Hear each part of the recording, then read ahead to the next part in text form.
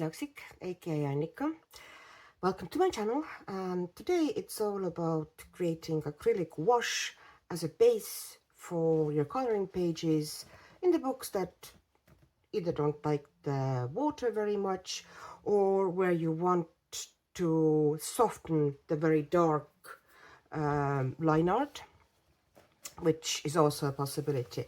I have shown my completed pages recently in some videos, and I have mentioned in these, obviously, all the pages that I have used the acrylic base on, and there have been a lot of questions about, what paints I use and how do I use them, from brushes to whatever. So I thought I'd just put everything into kind of a one video, which might be, afterwards 2 parts if I decide to show how I actually color on the base as well and what pencils are good for it.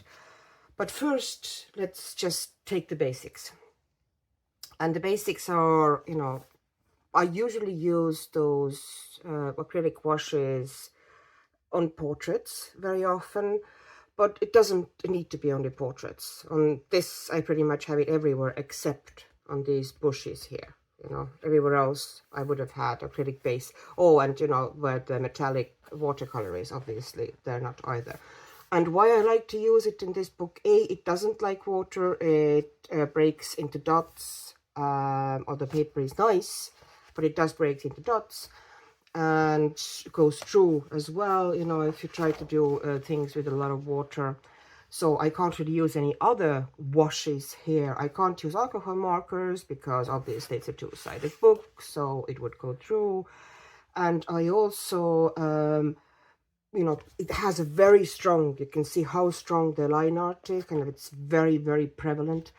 And although I like the strength of the line art in a way, I do like to soften it a bit in portraits, because I feel that on the faces it kind of bothers me that it's so strong. You can see I've kind of softened it here a bit, but that one actually didn't have, I think, acrylic. I don't remember if that one had acrylic base, but let's say this one definitely had an acrylic base here. Most of the pages, really. That one had an acrylic base.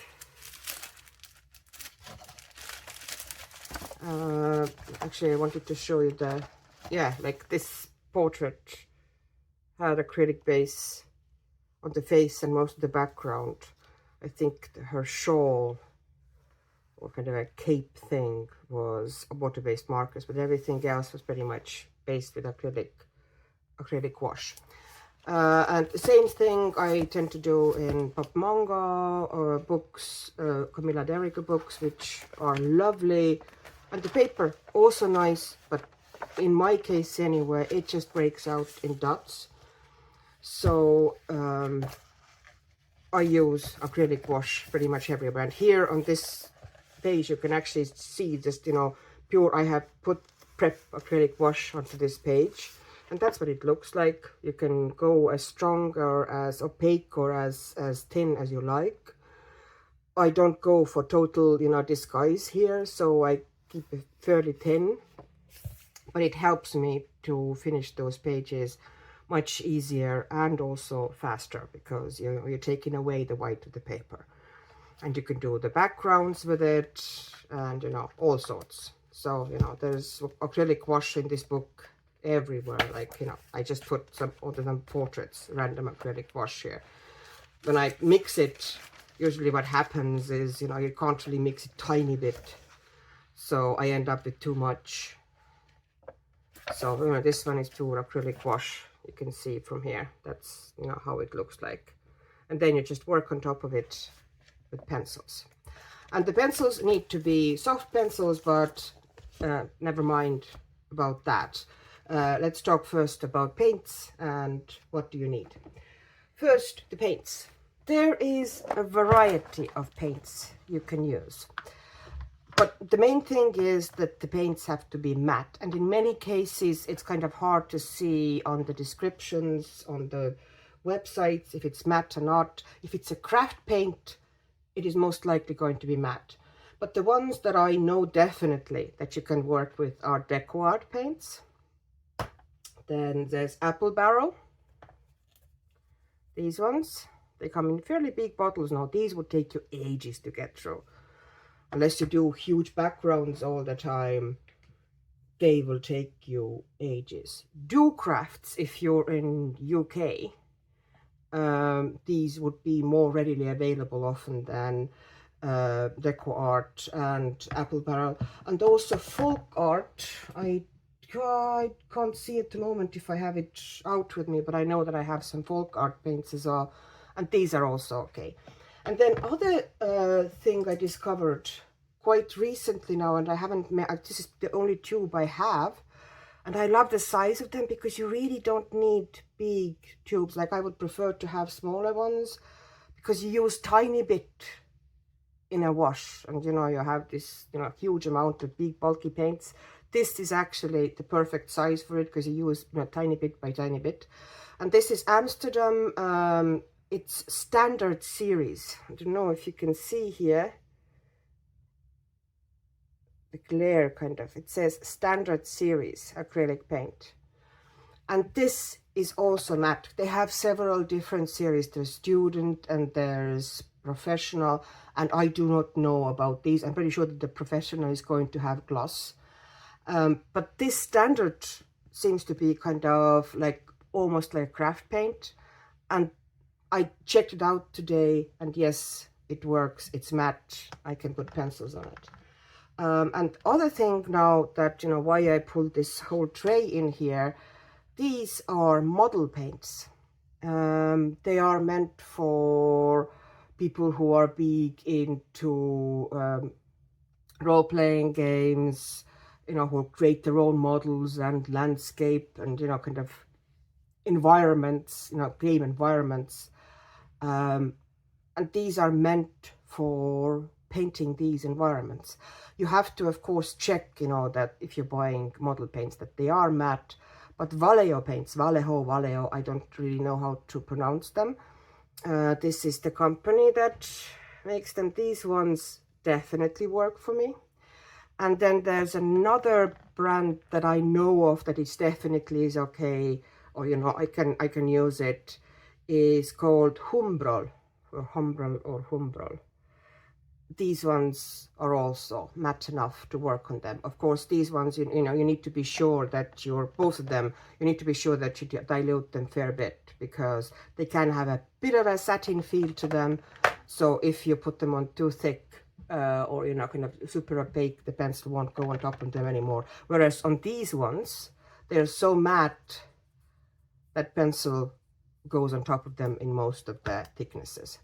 But yeah, what I like about those model paints is that they come in pre-mixed, very natural color palettes, you know, because they're meant for painting landscapes. And there's a set here which I bought, which is basically like army camouflage. So you have loads of really interesting greens.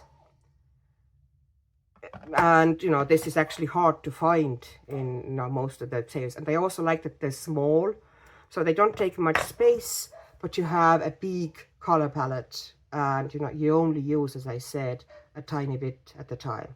And also you can buy them. I will put link into this description as well, you know, kind of the different sets. You can buy them in skin tone sets, where it's basically pre-mixed. I think there's two different sets. One is 6 set and one is 12 set. I think in US you can get the 12 set, and in Europe, at least, I have found only the 6 set. But it's very handy, you know, if you don't feel like mixing your own skin color, you know, just get something like this, and, you know, it works perfectly. Like, there's, you know, light flash. And what I do, how I store them, is instead of kind of swatching them on different places and different pages on my swatch book, I just put the swatch onto the lid of the paint like this, or, you know, in this case is like on top of this. And when I open my box like this, I can see right away the whole palette like this, and I can just pick out the color I want. I have found that to be the easiest, you know, examples, you know, orange paint, orange lid, And it only takes like, 30 seconds to do that for each bottle. It dries super fast and you have it super convenient. And if it kind of, wears off a little, it's very easy to just top it off. If you're working with that paint, you just give it extra coat with the brush, that it has its paint on it, and everything is fine again. So if you're using these type of paints, let's say you have something already at home and you don't have these, pre-mixed skin color things, which, I'm not saying get them. You can easily get away without, getting them. But, they are convenient, and I like the small footprint. But if you're working on these, which colors I have found like super handy by brand, like, kind of as a starter for a skin base. There's Natural Beige in Deco Art, which is kind of that kind of a skin color. You can either lighten it with white a little bit or add a tiny bit of pink to it. You can kind of adjust it tiny bit here and there, but it makes a very good base for skin. If you're in UK, Do Crafts like tea pink, although it is pink undertone. For example, for Scandinavian skin types, or kind of more northern skin types, that is actually perfect color, kind of undertone. But you can always add a little bit more kind of a, ochre to it, tiny bit of ochre to it, or tiny bit of, extra pink to it. You can, as I said, you can adjust them. And then Apple Barrel has, it's called Antique White, I think. Yeah, Antique White. And that is also, like, it's a very, very good neutral. Kind of a slightly, oops, I just stuck my finger. I had just topped up the paint there and I stuck my finger into it. No problem, I'm going to clean my finger in a second. But it looks like it's shiny, but it's only because the paint is slightly wet. I had given it extra coat. It's very good neutral that you can add anything onto. You want slightly more kind of a sallow undertone, you add tiny bit of ochre. You want slightly pinker, more Northern European skin tone, you add tiny bit of pink. You can lighten with white, there's so many things. You can darken it slightly with sienna. Sienna is also, because sienna has slightly kind of a reddish undertones. Sienna is also a good starting point for skin color, if you don't want to start mixing it from, the classic way, from the red, yellow and blue, because that's also possible. You just take pink, you take ochre, you take tiny bit of blue, and then add white and you get skin tone eventually. But I can show that probably in a separate video, otherwise this one is getting just too long. But yeah, there's like Deco Art also has Antique White, which is a great skin tone color. And also, of course, with the darker skin tones, start somewhere with sienna, possibly. Most of the sets would have something like sienna or nutmeg or ochre, and just add a little bit of pink to it and you'll be fine. But today I'm just going to go the easy way, and I won't get very complicated. So let me put all these at the moment here, make a bit of space on my desk, which is getting very crowded, and I'll show you what else I use. Okay, so one of the funny things I use, and I find that is super useful for mixing paint, these are, do you know the stress poppers? Yeah, they are basically silicone poppers, which have, little tiny, I haven't even counted how many. It's a very good size for mixing up a wash for a coloring page or a couple of coloring pages. And also cleaning is super easy, because once you can just leave the color to, the paint to dry there. And once it's dry, you can just pop it up and it pops up full, like a little cup. And, you might take a baby wipe afterwards and kind of, give it a quick wipe like this inside, and you're good to go. Yes, in those little crevices something gets caught, but that doesn't, really matter. It's easy to clean, and you can occasionally pop it into dishwasher and you'll be, you're good to go. So yeah, it's easy to clean, and it's kind of a perfect size for small quantities. Mine is, yeah, kind of, yeah, funny shape, which many of you probably will recognize.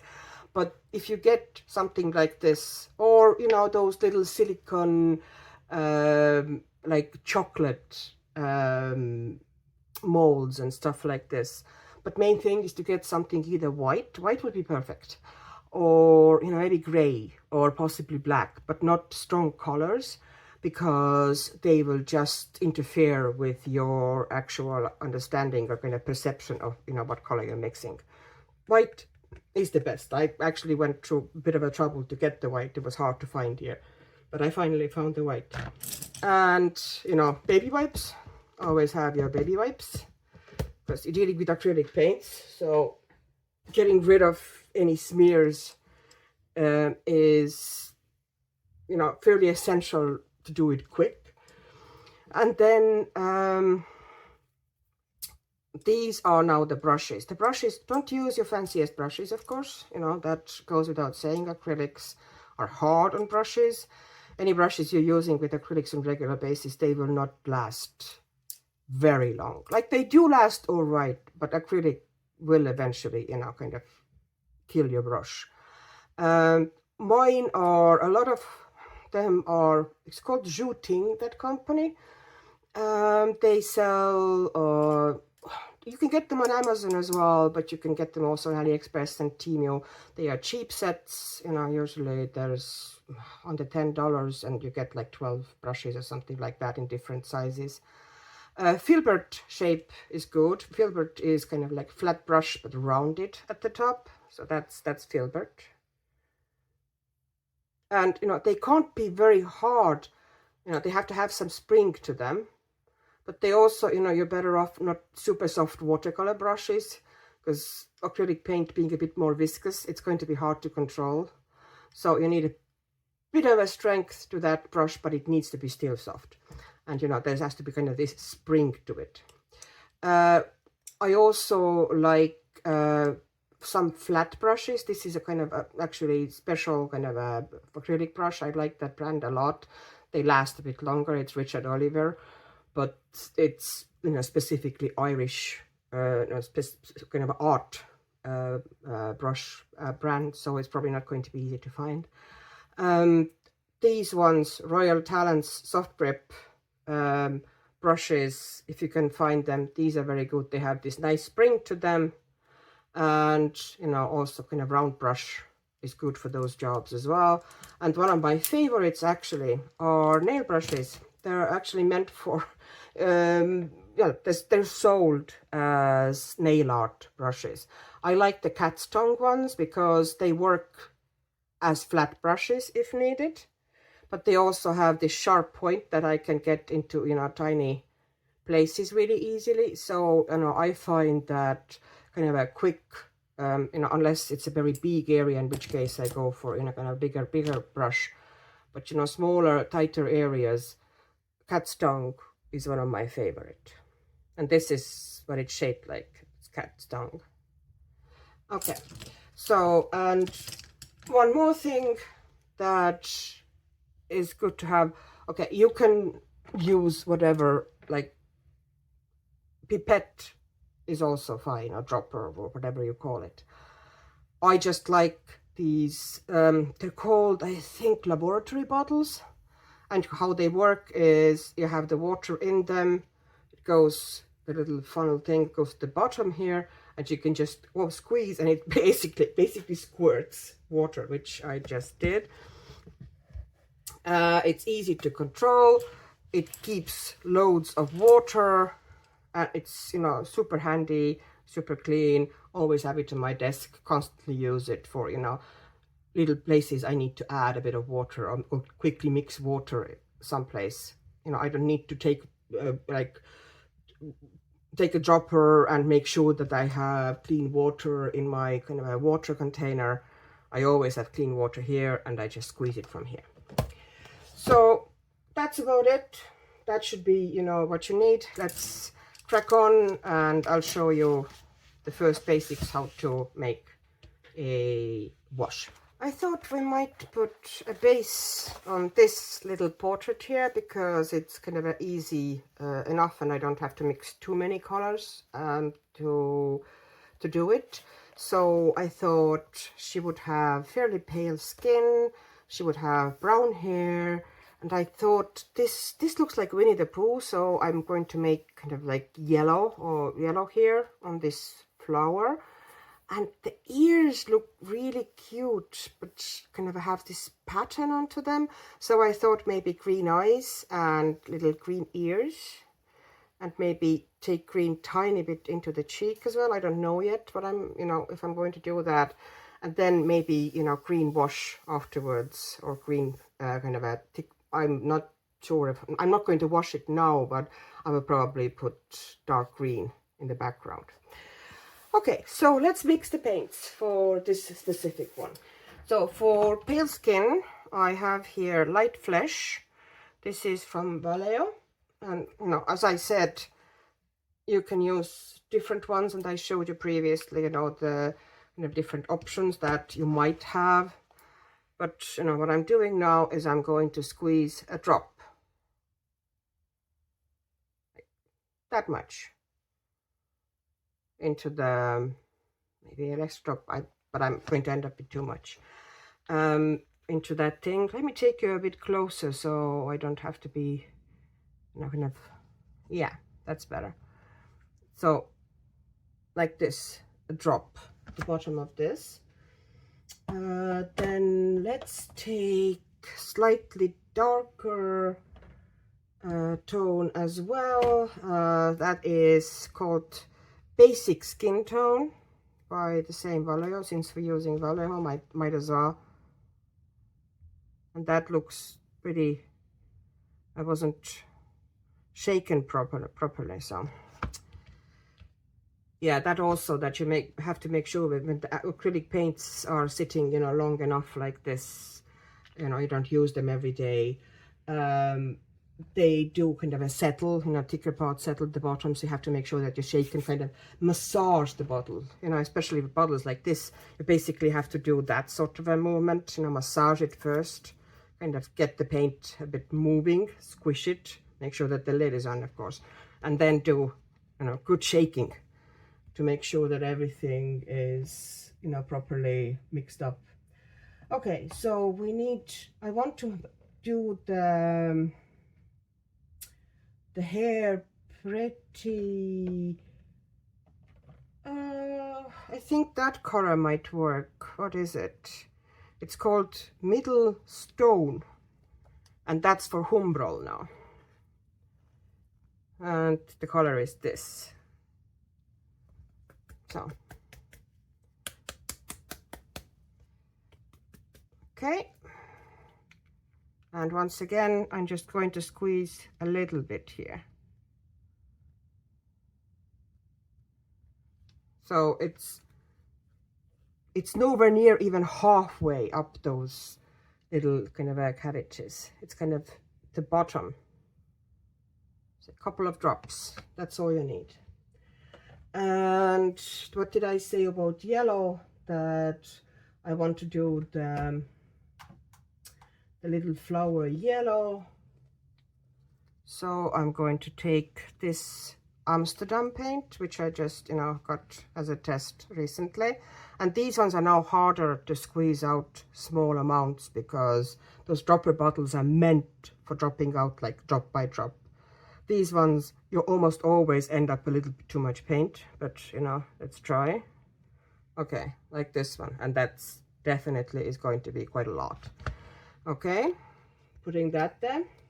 So you make your color choices. In this, this kind of forces you to also kind of configure the page and the color scheme in your head, because it goes faster and better if you pre-mix everything.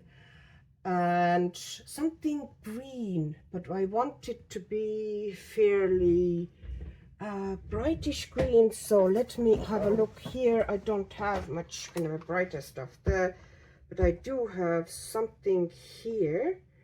So I'm going to take that one. That's Kelly Green by Apple Barrel. I really like Apple Barrel. Sadly, they are not easily available in Europe, and Amazon sells them hugely overpriced, if at all, you know. Sometimes they have odd bottle, you know, that for some reason is sold at reasonable price, like they would be in, you know, US, kind of comparable. But, you know, in most cases they're like, I don't know, 5, 6, 7 euros a bottle, and that's definitely not something I want to pay for them. So, you know, I only really get them if there's, you know, one bottle for some reason isn't good price, and of course if I want that color. So I'm going to, once again, this one is harder to kind of squeeze, but yeah, not too bad. Okay, too much, but you know, as I suspected that was going to happen. So for this specific page, I don't think I need much else. I will need dark green afterwards to do the background. And now I'm taking this bottle and I'm going to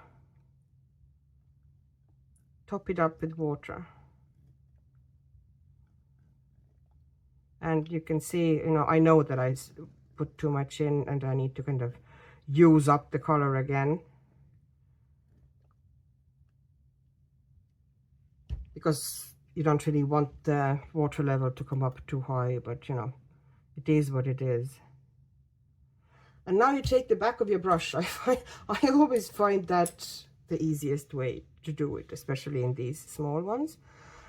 You have in one hand baby wipe or a big piece of paper towel, but baby wipe, because it's kind of damp, it cleans the brush faster, and just in case, you know, something is starting to dry onto it, it gets rid of it much better. So now everything is liquid.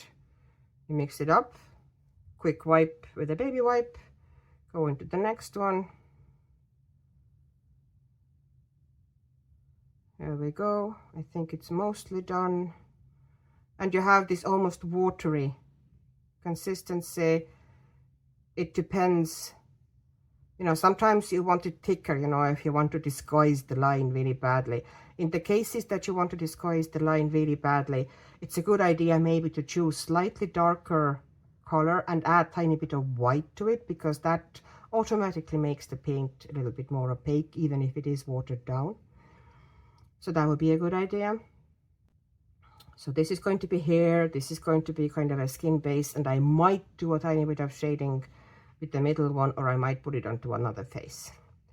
Okay, and you just mix them up like this. And Vallejo on those model paints are by nature already more liquid than the craft paints like Deco Art and Apple Barrel and Amsterdam. So they are kind of easier to mix up, but you just have to make sure that it's nice and kind of liquid like this. It's going to be the easiest to apply that way.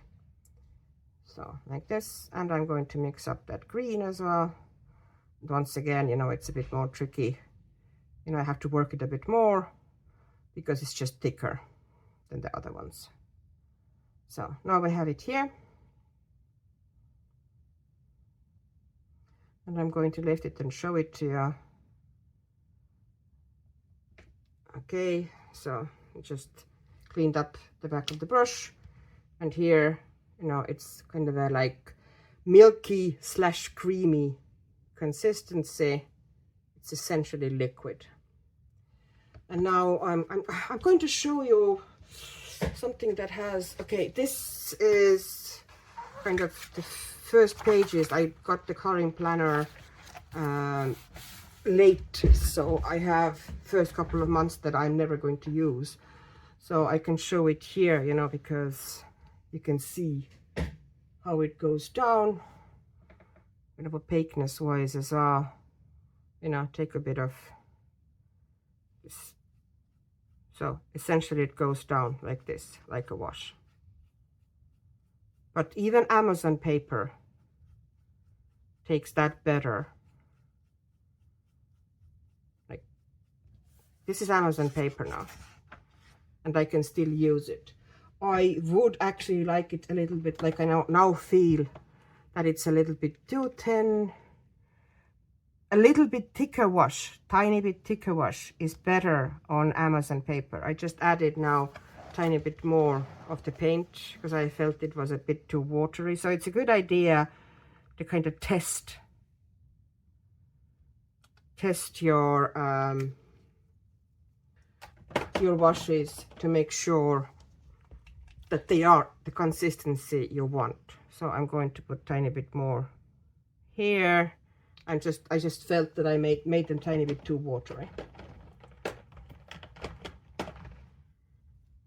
And where is my, okay.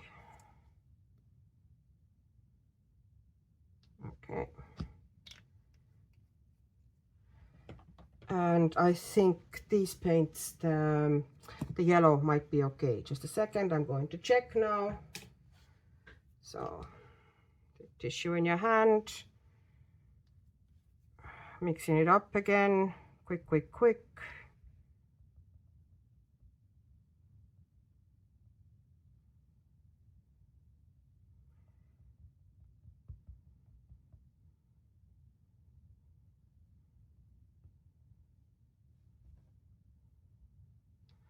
Okay, so let's see how this yellow is going to work for us. Yes, yellow is going to be fine. And it's a nice yellow. It's called, was it nickel titanate? Yeah, nickel titanate, and it's kind of a really pale, nice, soft yellow. It's not too lemony, but it's nice and pale. And how is this? Yeah, that wash is all right. You can see how it, you know, and although, you know, at first it buckles the paper a little bit, you can use that on Amazon paper. Especially, you know, if the wash is tiny bit thicker, because the thicker it is, the less it, and you can see how you essentially can blend them into each other, the two skin tones. But it works better if you actually make a base first. I'll show you that. And is the green all right?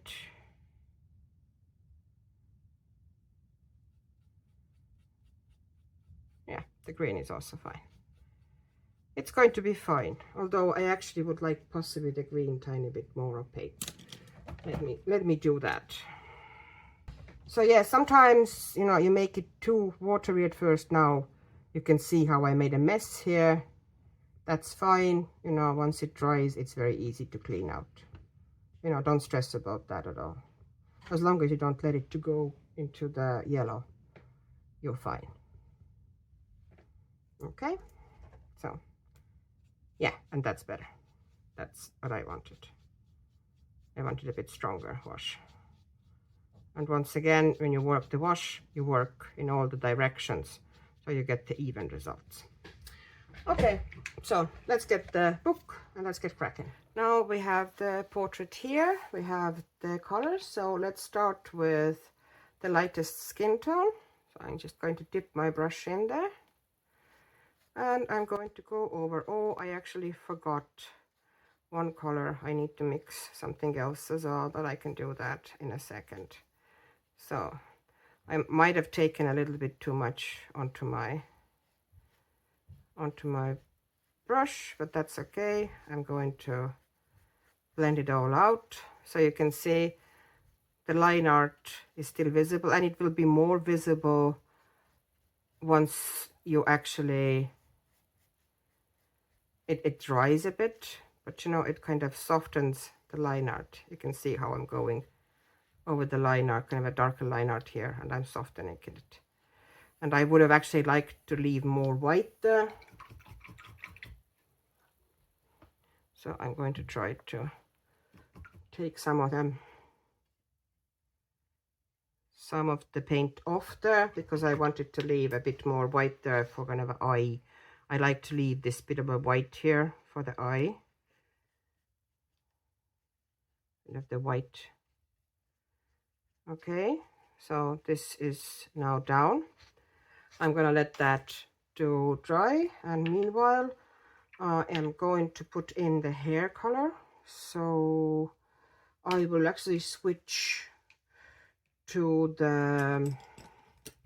this brush, which is the cat's tongue, and I'm dipping it a little bit into the water as well, the brush. I don't use it totally dry because, you know, it is a wash. It needs a bit of moisture to kind of work well. So here we go.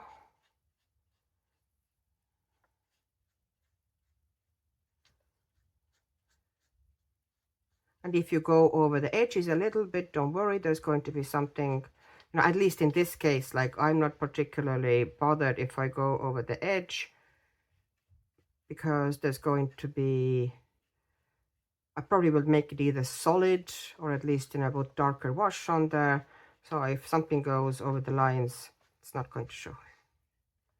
But you know, that depends totally on, you know, what you're planning to do. If you plan to leave it white, or, you know, actually work on the pattern that is there, then, you know, you should be probably careful about. And here, even if there is a little bit of a kind of a brush mark, I am not going to work hard to get rid of them, because the brush marks are working in my kind of to my advantage, because I'm making sure that I have them going in the direction of the hair. So this one is going to be darker here, so I'm going to make sure that I'm kind of putting it slightly, not thick, but, you know, kind of slightly darker area there. And, you know, pulling it into the strands here. And because I have this tip, I can kind of create those very sharp edges. And once again, going there.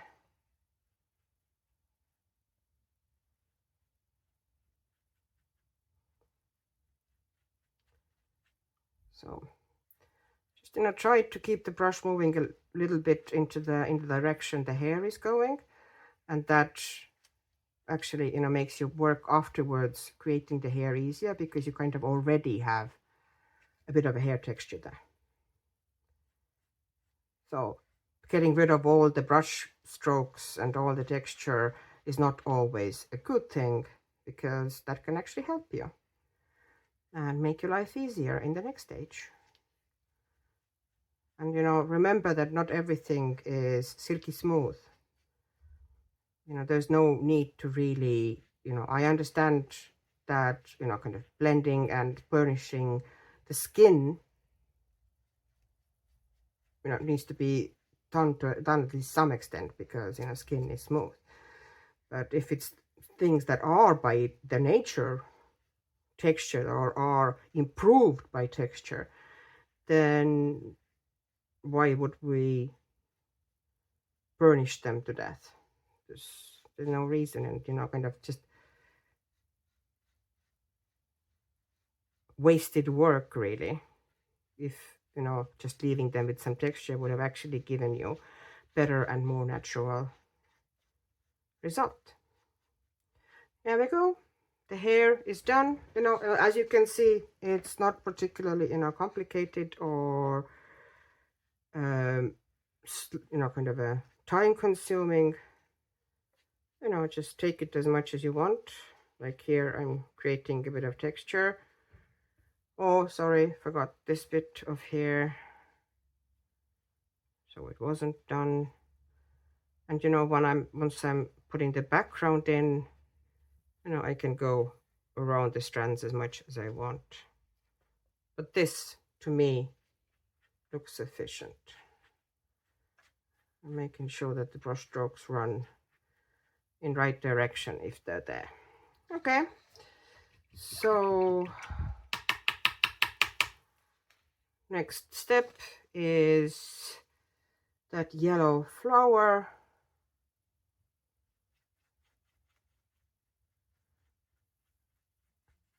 And this sort of a yellow is a good base, because now you can go, you know, add a fair bit of kind of dark yellows to it and have nice shading. And this black here is easy to take out, because pencils would go on top of it pretty well. Okay, here we go. And then let's see if we're going to put tiny bit of that green into her ears.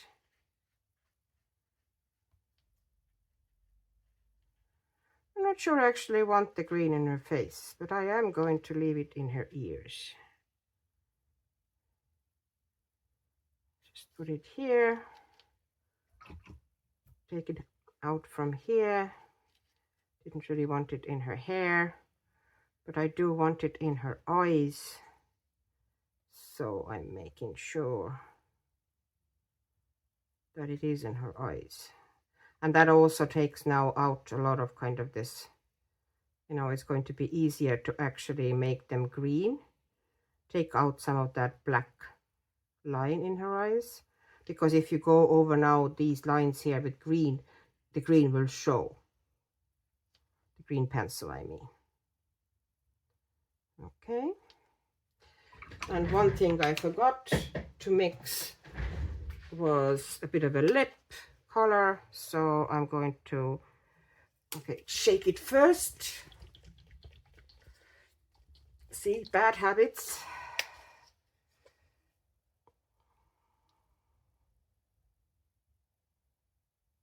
Okay, and a tiny bit of water,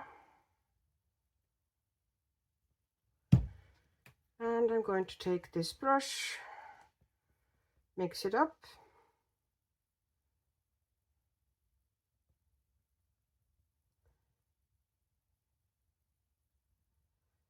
There we go.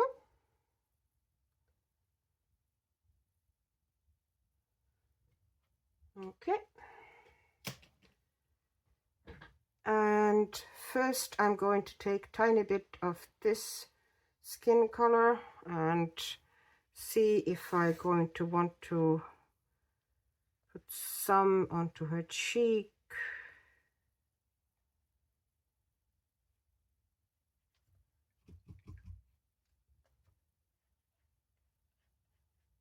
So that was just a damp brush. I just wet my brush. So you can kind of put some darker color in and kind of blend it out. This is just a sample. I wouldn't usually have used that specific color, but because there's now acrylic base underneath, it's very easy to just kind of blend it out with water, as you could see. It was just wet brush I used. And a little bit underneath her chin as well, to make sure that, so, no, I'm using the wrong color.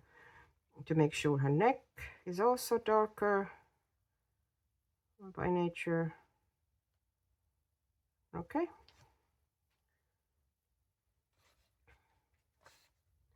And you can do the same, you know, if you want to underneath the hairline and, you know, for the eyelids, but I'm not going to start doing it now, to be honest. You know, just to save a bit of time.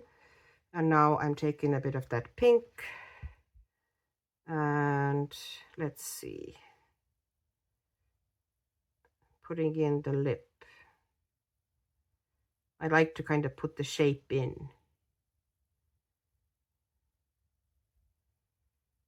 because Derek kind of often leaves it pretty much to your imagination. what it's going to be. So I am going to put in kind of the shape I imagine. And I should have waited a bit longer because it was still wet. So what I can do in this instance is, while it's still wet, I'm going to pull it off like this, because the base is acrylic. It's easy to pull things off while things are still wet. So I'm going to wait a tiny bit, and I might put a tiny bit onto her cheek instead. I'm taking just a tiny bit, swiping most off like this from the side, and putting onto her cheeks, just, you know, and onto her nose.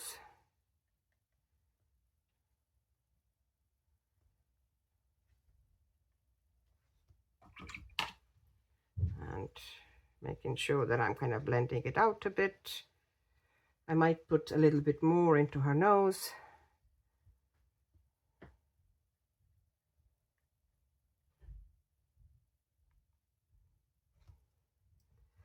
And making sure that I soften the edges. So sometimes I don't even need to dip it. I can just do this, you know, swipe off most of the paint and then go over the edges like this, and it softens things. So is the paint now dry enough to put more lip in? Will it start feathering again? See?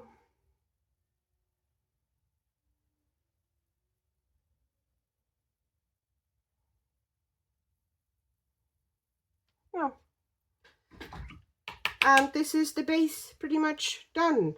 I actually might put a little bit of that pink inside her little green ears as well. And as you can see, you can, you know, once the paint is dry, it's very easy to layer other kind of a transparent glazes or washes onto the paint. And, you know, sometimes, you know, I take a little bit of paint, I put it in, and instead of dipping now the brush into the water, which makes it too wet and gets rid of all the paint, I, you know, still have my baby wipe. I wipe like this, and I kind of soften the edge like this. And that gives a lovely, very simple base to a portrait. I'll bring it a bit up so you can see, you know, this one is very light skinned, so harder to see, but you can put as much shading and different color variations in as you want. For example, I want some golden streaks in her hair because, you know, I have this golden, okay, the yellow got mixed up with green. That's not good. But I could, you know, use a bit of brighter green here at the top, because now I have the brighter green and stuff like this, and kind of soften it up. You know, little color variations, play with things. This is Coloring Heaven's Ancient Egypt issue, and I'm just showing you that you can use acrylic washes with no issues on much thinner paper as well. And, you know, as I said before, even Amazon paper is okay, but there's not a huge difference, to be honest, between this and Amazon paper. So, well, it is a bit better for pencils, but yeah, I'm not very excited about the paper. So I am going to put the wash down, and this is now Isis. She is the mother goddess of Egyptian pantheon, the goddess of fertility, water. It says here wind as well. Well, everything that brought life and food to, you know, regular, everyday Egyptian people. She would have been the goddess of that. And she's also the protector of the dead.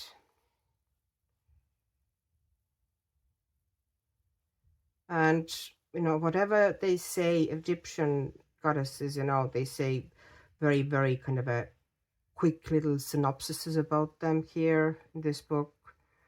And take it with a pinch of salt, because like we know that it was thousands of years of different dynasties, and Upper Egypt and Lower Egypt, and different regions had different stories and slightly differing pantheons, and different, goddesses and gods had different roles in different regions and different time periods.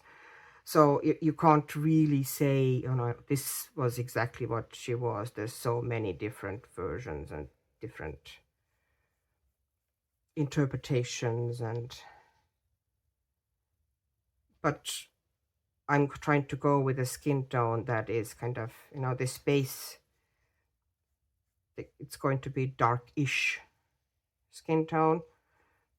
So, but you can see how the main thing is to get down the base, and once the base dries, you can play on top of that base. You can put some shading on, you can do everything, but yeah, main thing is to get the base in.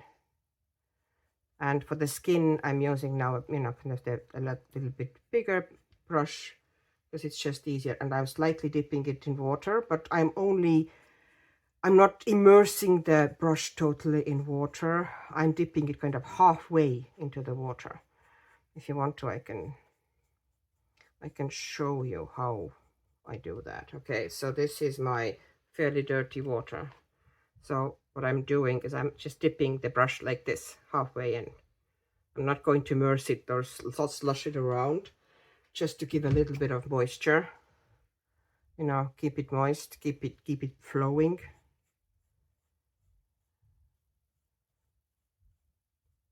But not flood it.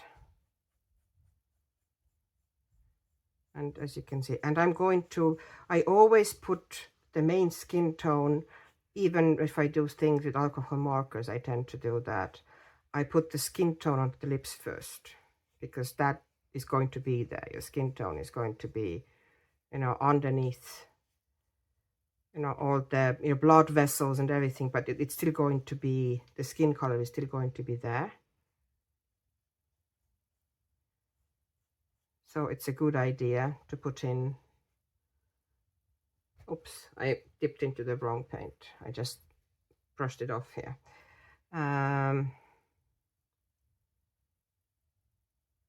So it kind of unifies and makes things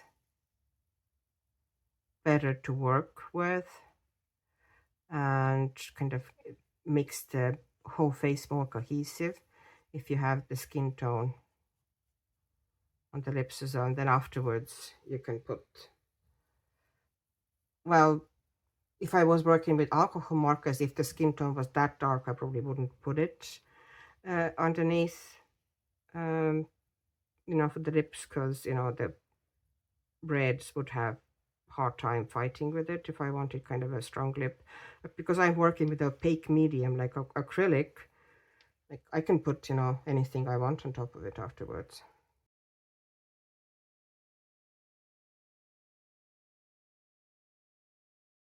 As you can see, I turn, in the narrower areas, I just turn the brush like this, sideways, so you can have it narrow. And in bigger areas, I turn it like this.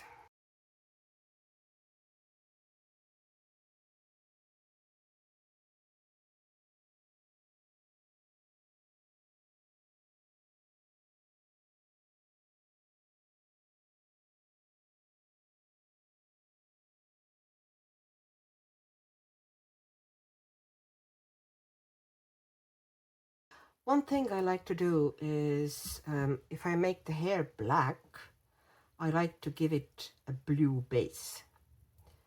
It kind of makes a really lovely, strong, bluish undertone black hair.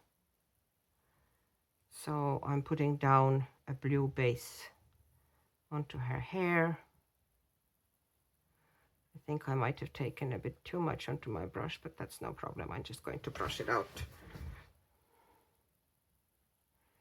And this one I kind of need to be now a bit careful with, because there's kind of a bit of a precision work here involved as well.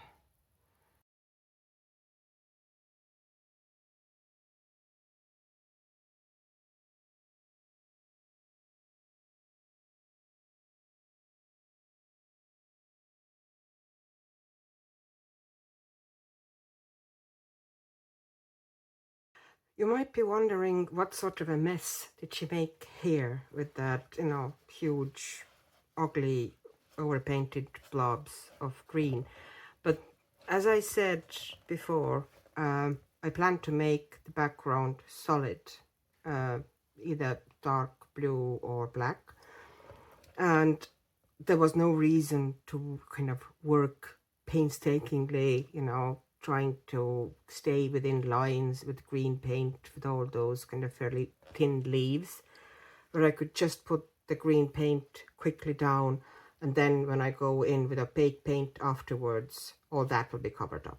So that is why it looks like a mess. So this is one of the benefits kind of working with acrylic paints. You can, you know, cover up pretty much anything eventually. So now I'm just going to put the yellow base onto the gold, not being particularly tidy about it, but making sure that it's there. Because once I start on acrylic, you know, with acrylic base, I kind of like to have most of the image with the same kind of a style or undertone, because the pencils do behave differently. Of course, you're never going to have one thing that don't have, I hope you don't have expectation that the pencils are going to work on acrylic base the same way, or, you know, as good as you know, regular or good paper. There is a difference. You can get decent results with it. You know, there's kind of certain tricks, and you know how to do it. You know, how to temper your expectations. So I will do that in kind of a second part video, how to color, what pencils to use. The only kind of a, you know, not going into too much detail in this video, because it will get just, you know, too long and you get bogged down with all the detail, is that, you know, it needs to be a soft pencil. Although, you know, I have had success with polychromos as well, for example, working on acrylic base. So it's, you know, experimentation a lot. Can try different pencils, you know, how do you like them on this base? The acrylic base, one of the great things about it is that you're able really easily to go over over dark with light colors. So, you know, the hair, the highlights can be brought out super easily. And you can see how, you know, sloppily I put the yellow down here. It does not need to be perfect at all. If it gives a bit of a glow to the skin around it, so be it, you know. You know, it's such a light color that if it goes. And I might put something like stickles or, you know, some shiny stuff into those chains. I can't see myself working on them painstakingly. So, but this titanate, nickel titanate yellow is kind of like shiny gold highlight yellow type of a, you know, perfect for this. So I'm just taking advantage of that. I have worked light fasts on top of acrylic base. I have Prismas are really good. They will pretty much go anywhere. But yeah, Prismas are really good on acrylic base. But you know, not only Prismas, you can use different pencils if you just, you know, kind of give yourself a bit of a practice room. Taking the pink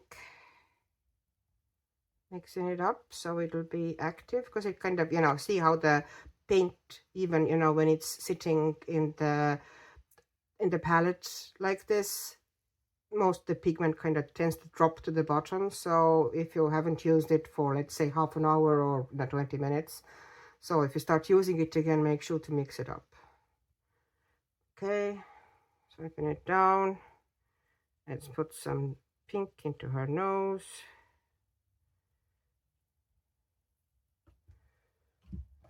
And swipe it down here. Soften it up. Okay. Some pink into her cheeks as well. Kind of almost under the eye.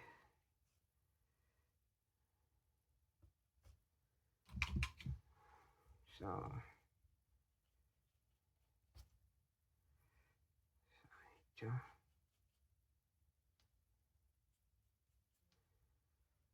I just keep doing this. I wet my brush a little bit, blending it all out.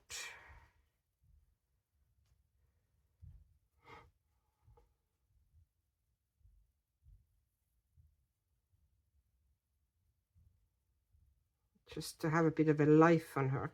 And a little bit of pink into her ears as well, because ears have a lot of blood vessels also on the surface, so they're going to be pinker. Might even bring more pink here. Wipe it down, blend it out, just, you know, to bring some life. And also I like to, the waterline here, I like to put some pink in there already, you know, and the corner of the eye, so it's already ready there. Are we going to make her eyes green too? I guess since we have the green mixed up, we might do that. Okay, maybe put some extra.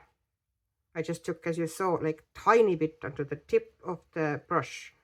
I picked up some pink. Now I'm going to let the brush, because it still felt like it was too much, and I can kind of, you know, as you can see, just get rid of it and I brush it all out. Okay. And I also like to put some pink onto the fingertips. Another thing that has naturally pinkish hue. So, you know, might as well already stick it there, since you're going to need it there anyway. And palm, like things that will have pinkish hue. And I'm just picking up tiny bit like this on the tip of the brush, and I'm brushing it in, getting rid of the extra paint, and then blending it out like this. Tiny bit, tip of the finger, brushing it out.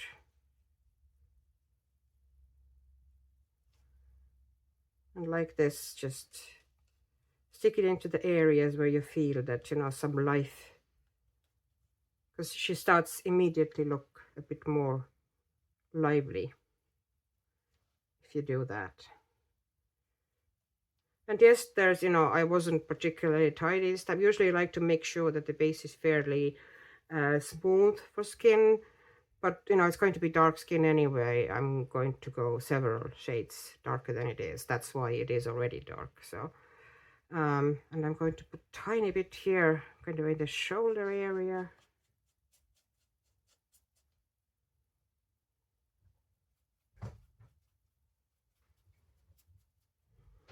So that's it. Not much, just a hint of color. So that's it for time being. Thank you very much for watching. Hope this video explained a little bit how I use acrylic washes. and I will work on the video then where I show a bit more detail and talk a bit more detail about what pencils I use and how I use pencils on top of acrylic wash. So thank you very much for watching. Wishing you good night or good morning or good afternoon, whatever the time is in your corner of your world, and bye bye.